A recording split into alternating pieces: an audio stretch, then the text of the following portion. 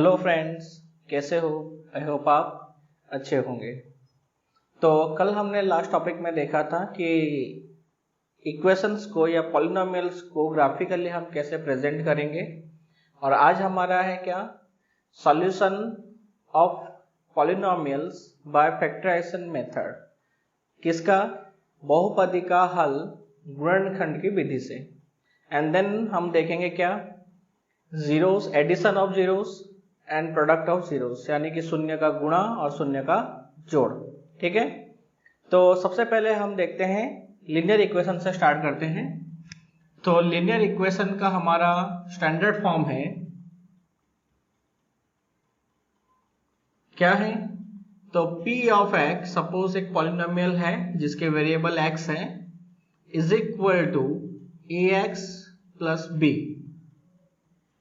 अगर सपोज करो कि p of x is equal to 0 है, तो हमें क्या मिलेगा, ax plus b is equal to 0, therefore ax is equal to minus b, so x is equal to minus b by a। तो ये हो गया इक्वेशन और formula x to find the zeros of linear equation, है ना, रैखिक समीकरण का शून्य प्राप्त करने के लिए सूत्र। Now let k is one of zero of equation.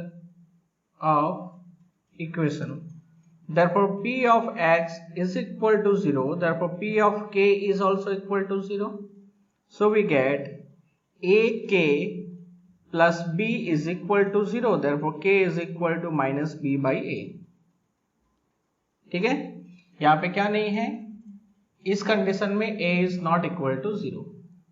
ठीक है, और a b दोनों कैसा है, रियल नंबर है।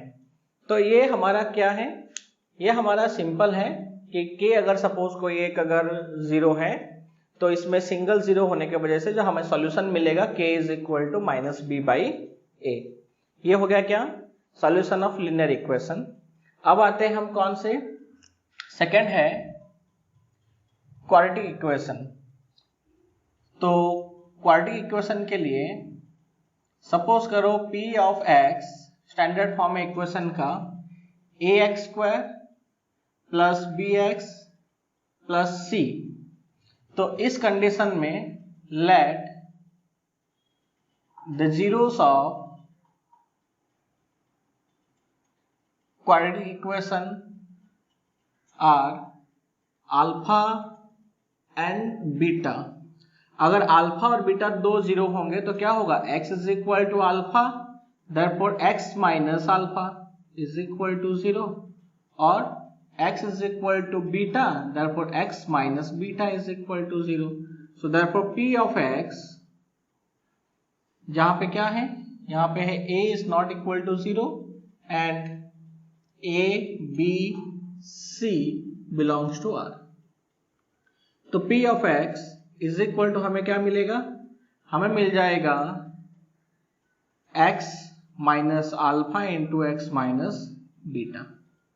ठीक है, अगर सपोज की इक्वेशन को थोड़ा सा हम अच्छे से लिख देंगे तो हमें इक्वेशन कैसा मिलेगा, अगर सपोज फॉर एनी कांस्टेंट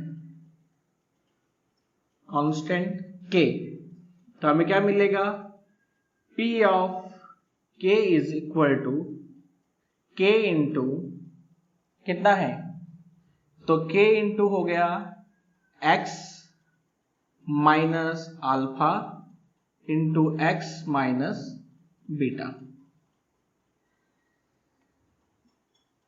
ठीक है, तो हमें इक्वेशन क्या मिलेगा, k इंटू इसका सॉल्यूशन क्या होगा, एक्स स्क्वायर, ये होगा x square minus beta into x minus alpha into x plus alpha into beta.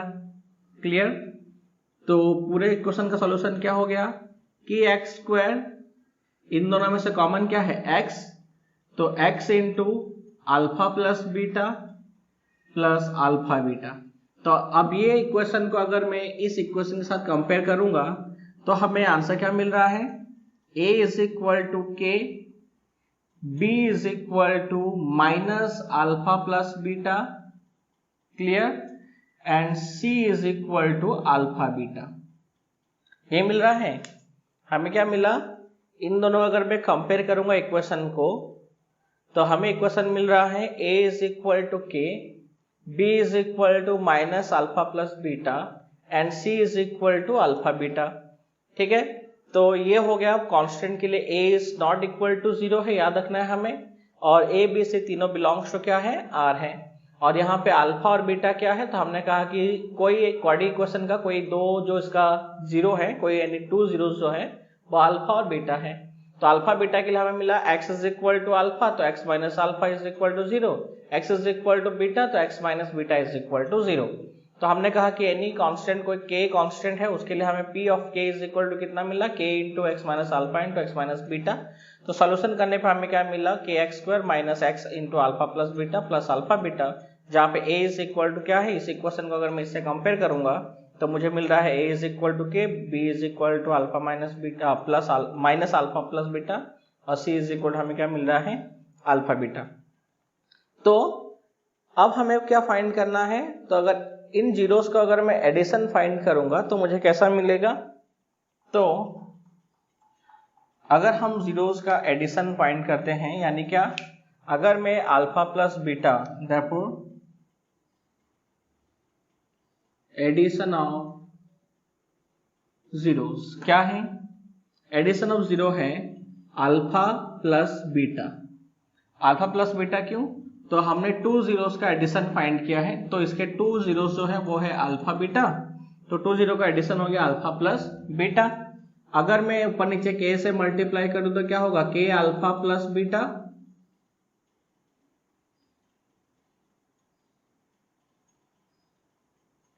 तो क्या मिलेगा? k अल्फा प्लस बीटा, और मैंने डिवाइड कर दिया k से, तो ये हो गया k alpha plus beta upon k। अगर हम यहां से minus minus k into alpha plus beta upon कर दें k, तो ये किसकी वैल्यू है? ये क्या है? b, और k क्या है? a। तो हमें क्या मिल रहा है? तो हमें इक्वेशन मिल रहा है alpha plus beta is equal to, means alpha plus beta is equal to minus b by a। ठीक है, यानी हमें क्या मिला? Therefore alpha plus beta is equal to coefficient of किसका कोएफिशिएंट? तो हमें मिल रहा है माइनस b बाई a, तो coefficient of x upon coefficient of x square means minus b by a। ठीक है, सेकेंड कौन सा है? तो सपोज मल्टीप्लाई, तो alpha into beta means second है product of zeros is equal to alpha beta. So therefore alpha beta, अगर हम यहां पे क्या करें? अगर मैं यहां से वापस वही सेम टू सेम अगर करूं, k से मल्टीप्लाई अपॉन k, तो हमें आंसर क्या मिल रहा है? तो अल्फा बीटा इंटू के इज इक्वल टू c, और ये हो गया ये, तो क्या हो गया? c by a। तो alpha into beta is equal to formula क्या है? c by a, means alpha beta is equal to क्या है? c means constant upon coefficient of x square, means ये हो गया coefficient of x to the power 0 upon coefficient of x square. ठीक है, तो ये हो गया क्या? Product of zeros. तो आपको दोनों इक्वेशन का डेरिवेशन कैसे हुआ है समझ में आ गया आपको? तो देखो बहुत ही सिंपल सा है। क्या है? तो एडिशन ऑफ जीरो का फॉर्मूला हो गया माइनस b बाई ए, और प्रोडक्ट ऑफ जीरो का फॉर्मूला हो गया c बाई ए। ये हो गया कौन से इक्वेशन के लिए? तो पहले हमने देखा लीनियर इक्वेशन, बहुत ही सिंपल था, तो हमें लीनियर इक्वेशन के लिए एक ही फॉर्मूला है, x is equal to minus b by a. Quadratic equation के लिए उसका हमें 2, अगर हमें इसके 2 जीरोस हमें मिलेंगे, यानी 2 शून्य मिलेगा अल्फा बीटा, तो अल्फा बीटा को हमने सॉल्व किया और फाइंड किया एडिशन ऑफ जीरोस, तो हमें आंसर क्या मिला -b/a, और प्रोडक्ट ऑफ जीरोस हमें मिला c/a। क्लियर है? तो जल्दी से इसे नोट कर लो, आप इस फटाक से उसको नोट कर सकते हो वीडियो को पॉज करके। तो हम अभी देखते हैं सॉल्यूशन एग्जांपल के साथ में इन दोनों के लिए। तो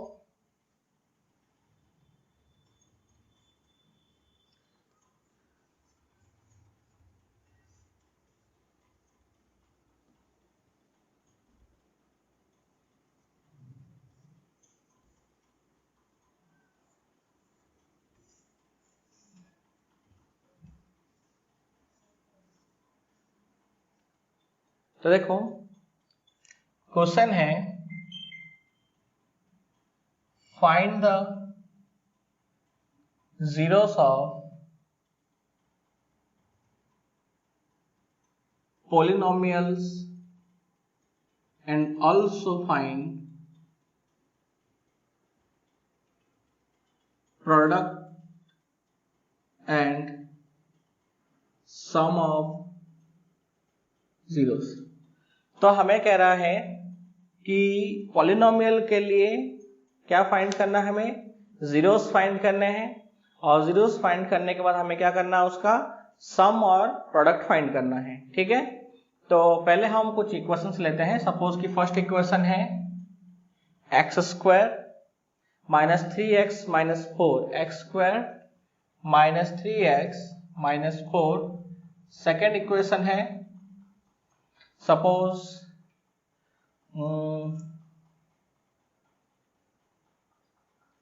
2x² - 8x + 6।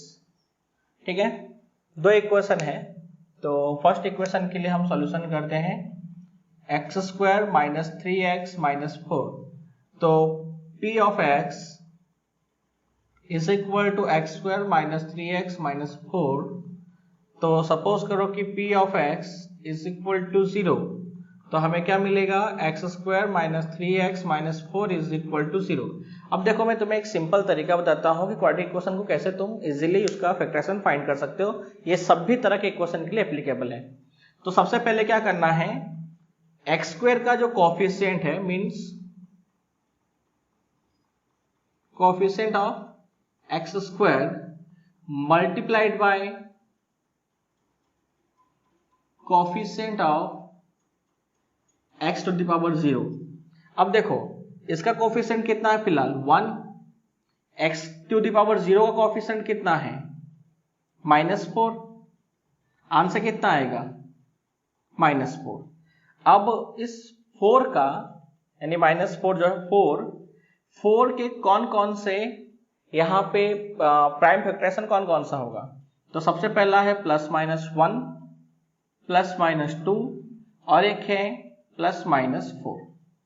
ये इसके फैक्टराइजेशन है। तो 4 के फैक्टर्स कौन कौन से हैं, 1, 2, 4। अब हमें इनमें से ऐसे टर्म्स को चूज करना है जिसका प्रोडक्ट कितना आए, 4 आए। याद रखना है प्रोडक्ट कितना आना चाहिए, 4, और जिसका जो सम है वो कितना आना चाहिए, -3। प्रोडक्ट आना चाहिए -4 और सम आना चाहिए -3। तो हमें ऐसे याद रखना है, इसमें से हमें ऐसे टर्म्स को चूज करना है, ठीक है, जिसका प्रोडक्ट कितना आना चाहिए, जिसका प्रोडक्ट आना चाहिए -4, लेकिन जिसका एडिशन है वो कितना होना चाहिए, -3। क्लियर? तो फिर से याद रखना है -4 -3 आना चाहिए। तो अब देखो इस कंडीशन में क्या करेंगे तो आएगा -4 -3। अगर मैं 4 और 1 लूं, देखो यहाँ पे -4 आना चाहिए, है ना।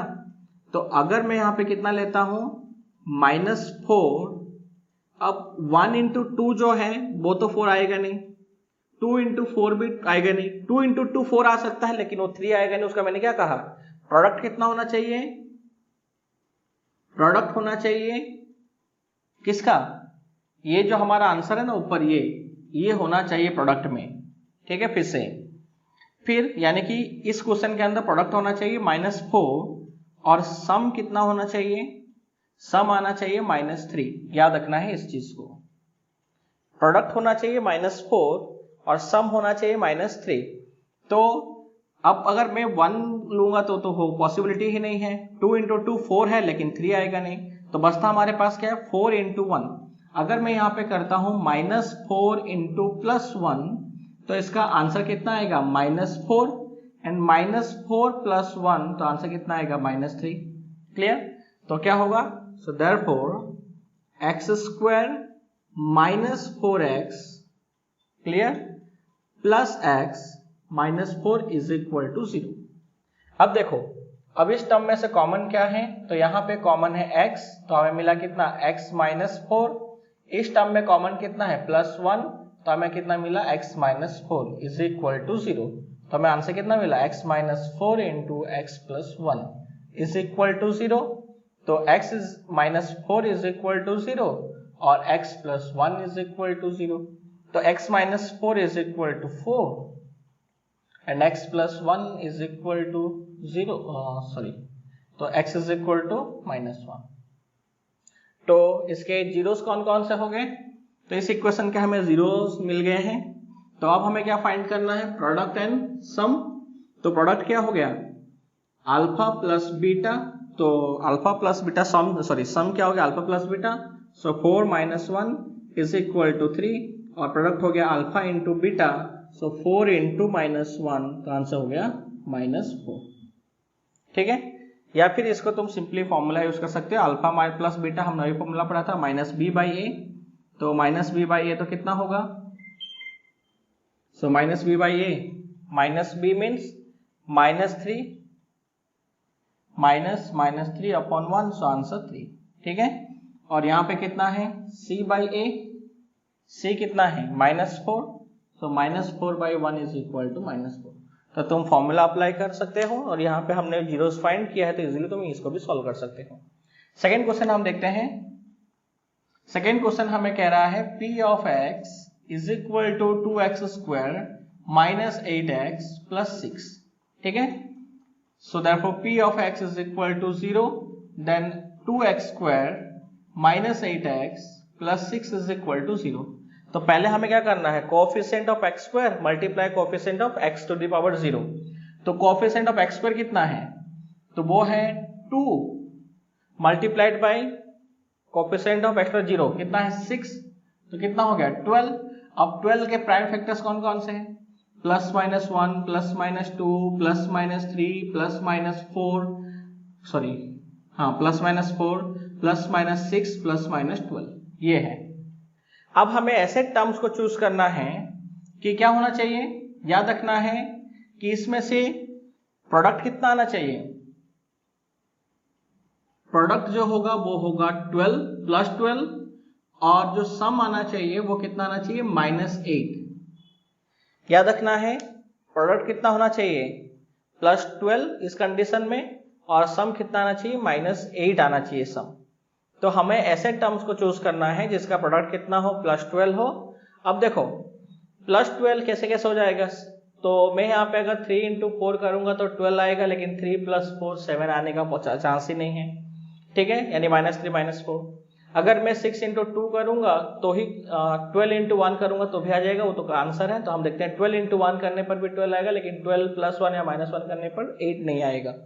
तो हमारे पास क्या बच जाता है? एक ही टर्म बचता है, वो ये है।